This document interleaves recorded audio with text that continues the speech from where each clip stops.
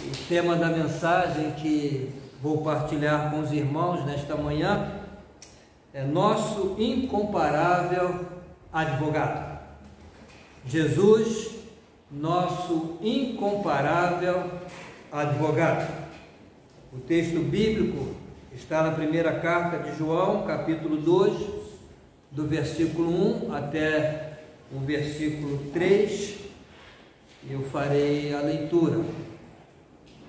Meus filhinhos, escrevo-lhes estas coisas para que vocês não pequem.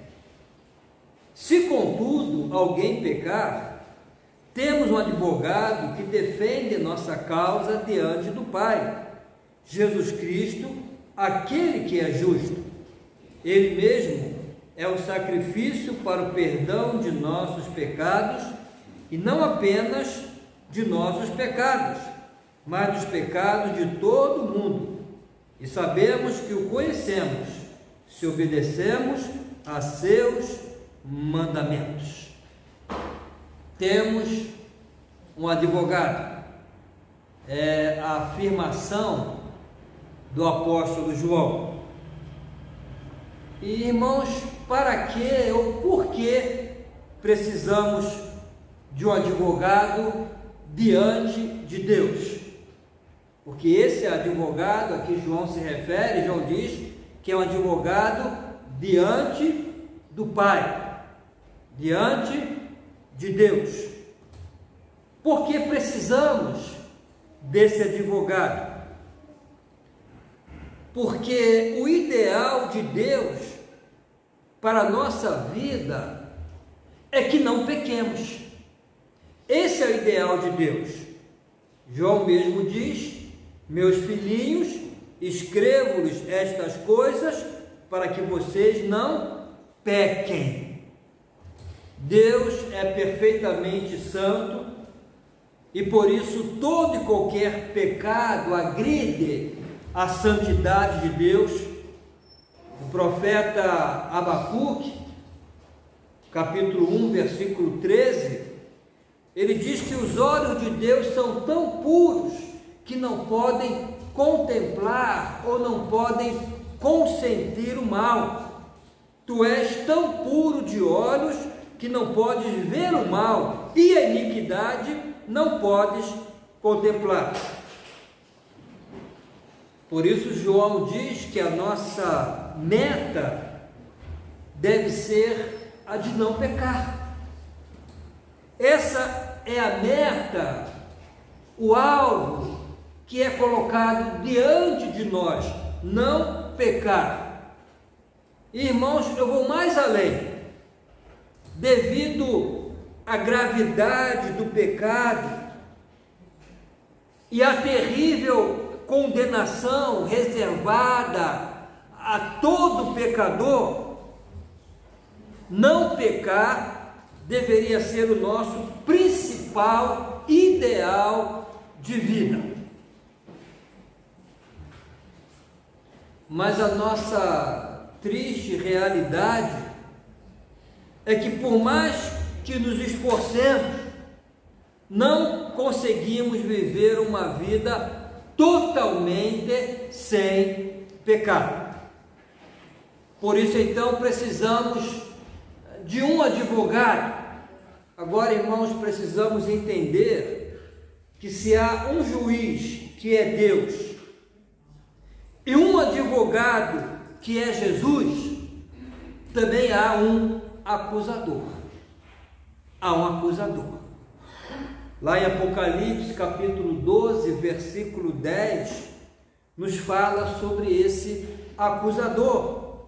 Então ouvi uma forte voz do céu que dizia: agora veio a salvação, o poder e o reino do nosso Deus e a autoridade do seu Cristo, pois foi lançado fora o acusador dos nossos irmãos, que os acusa diante de Deus, dia e noite.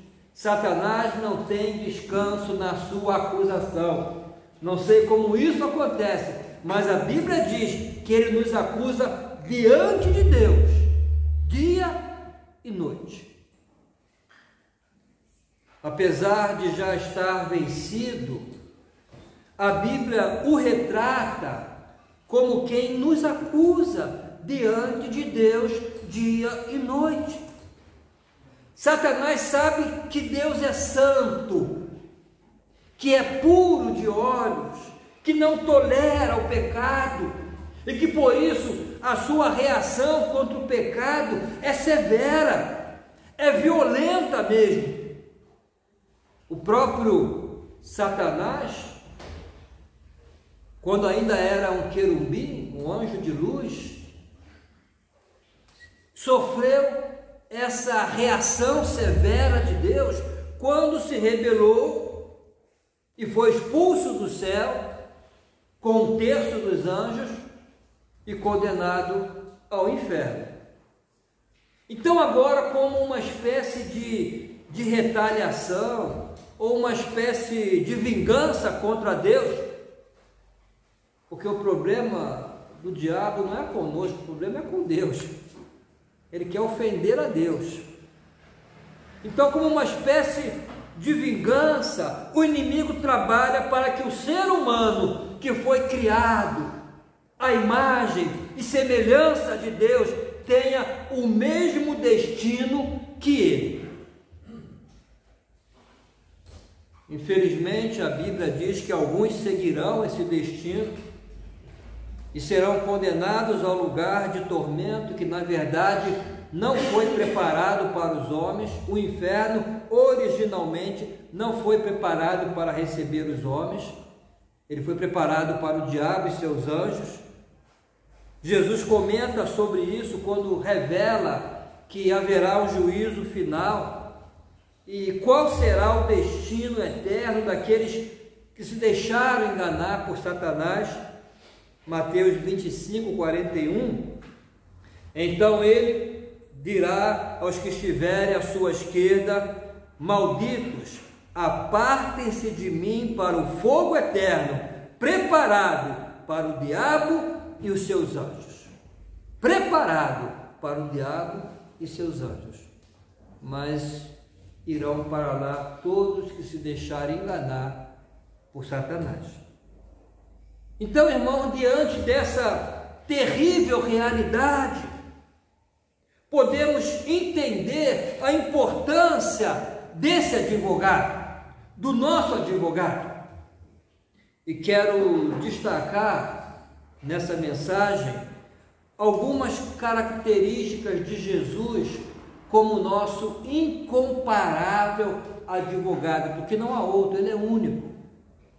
Temos um advogado que defende nossa causa diante do Pai, Jesus Cristo, aquele que é justo. Ele mesmo é o sacrifício para o perdão dos nossos pecados, e não apenas dos nossos pecados, mas dos pecados de todo o mundo.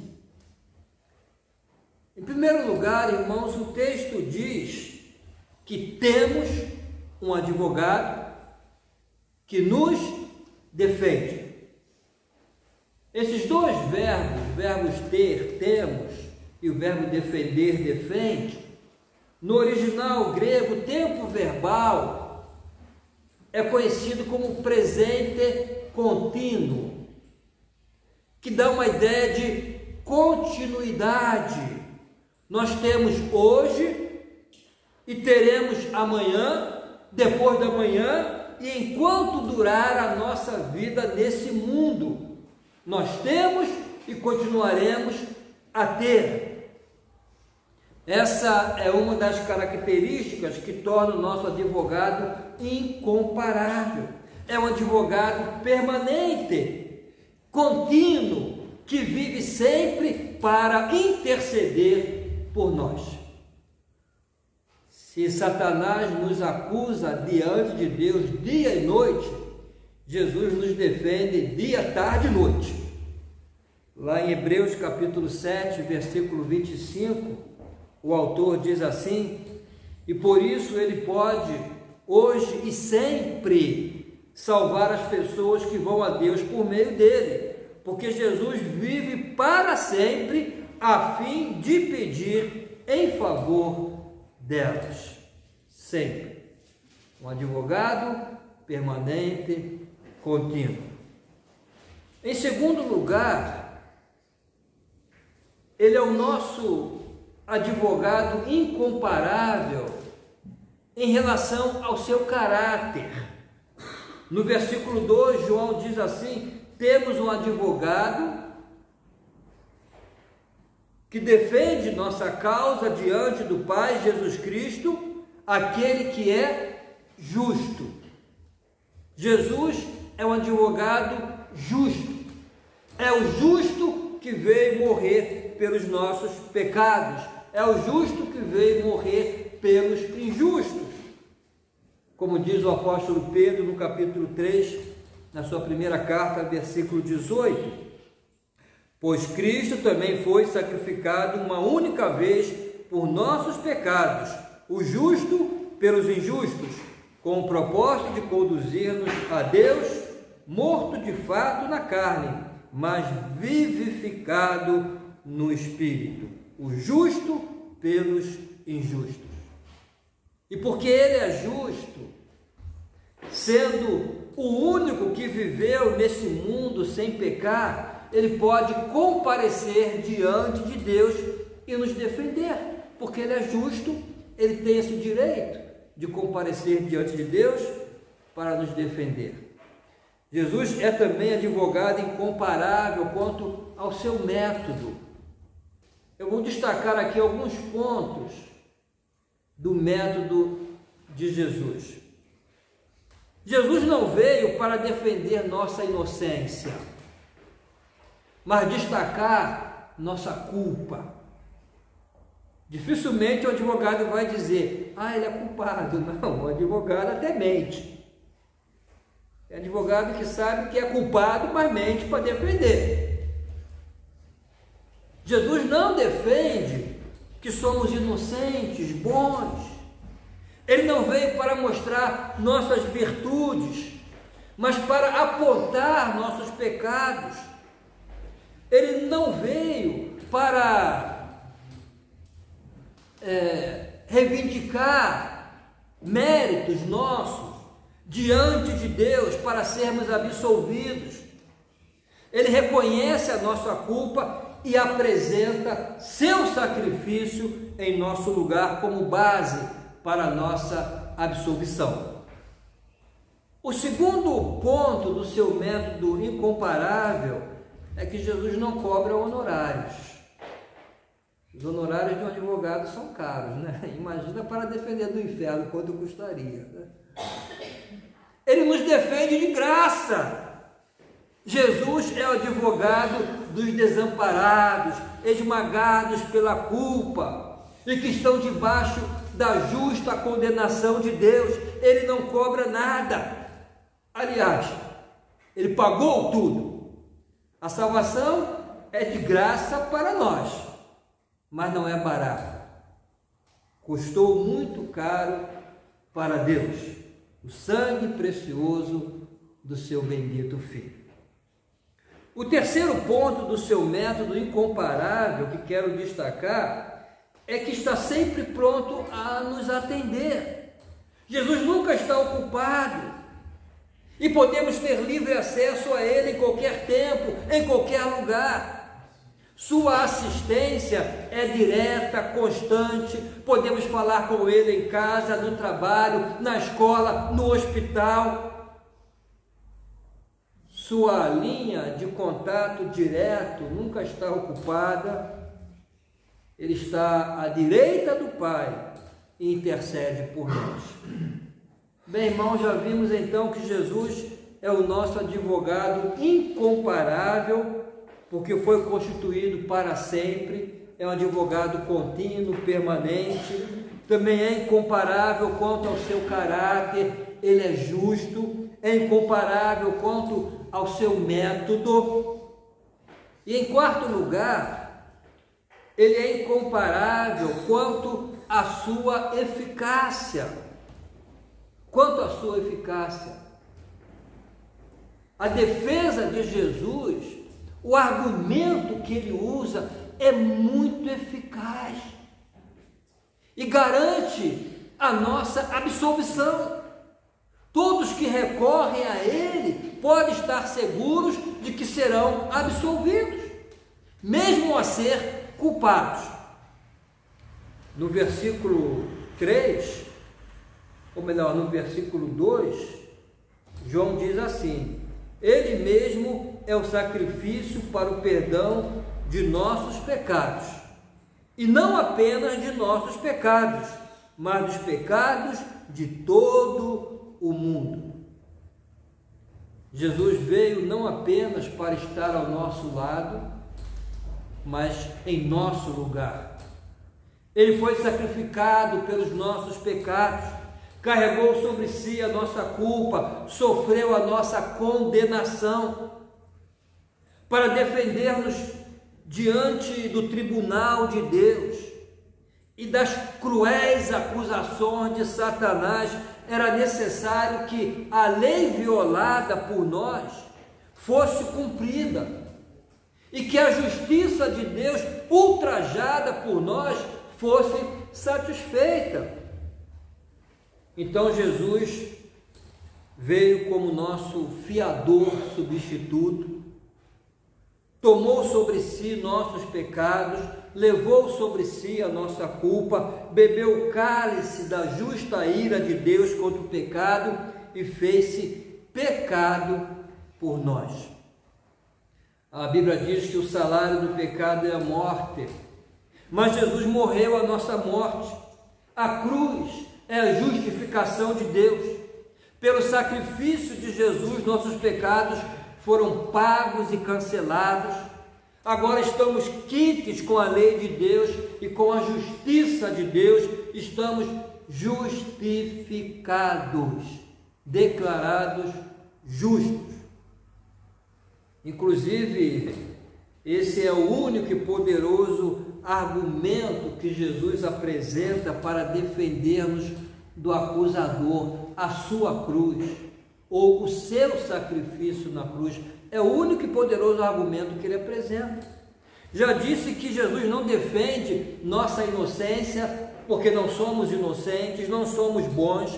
Ele não procura desculpas para justificar a nossa culpa, também não alega nenhum mérito ou algum suposto mérito da nossa parte para merecermos o perdão de Deus. Ao contrário, reconhece a nossa culpa, reconhece que merecemos a condenação, o castigo por pecarmos contra um Deus santo.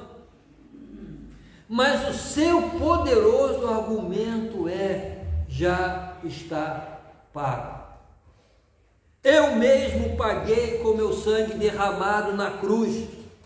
Então, quando Satanás nos acusa dia e noite diante de Deus, Jesus, o nosso incomparável advogado, diz: já paguei.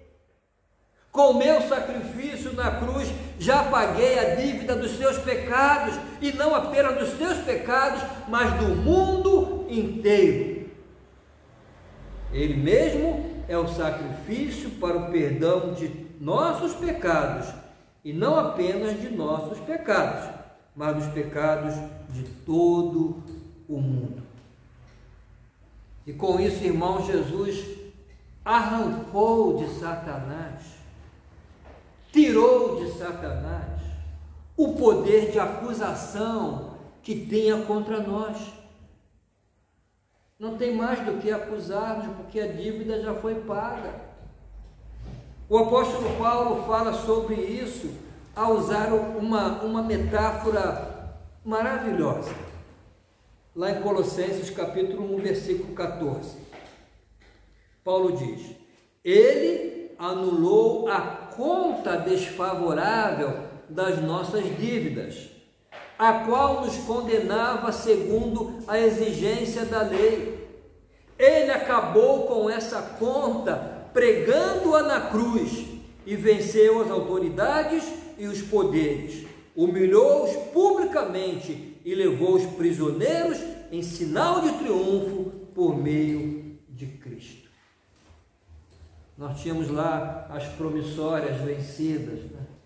Tínhamos lá a escritura da nossa dívida. O que Jesus fez? pagou a dívida e riscou, já está pago. E aquela promissória, ele cravou na cruz. Ele acabou com essa conta, riscou a nossa dívida, anulou a conta, pregando-a na cruz.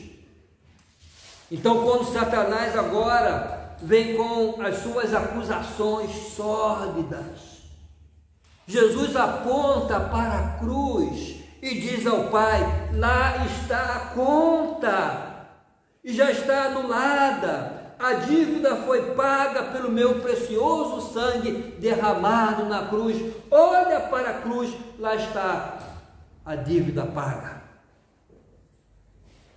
Então Deus perdoa, porque para Deus o sangue de seu único filho vale muito, muito, e é suficiente para pagar pelos pecados de todo mundo. Por isso a Bíblia diz lá em Romanos, capítulo 8, versículo 1: agora, portanto, já não há nenhuma condenação para os que estão em Cristo Jesus. Nenhuma condenação, porque a dívida já foi paga por Jesus. E quero concluir essa mensagem com duas importantíssimas observações.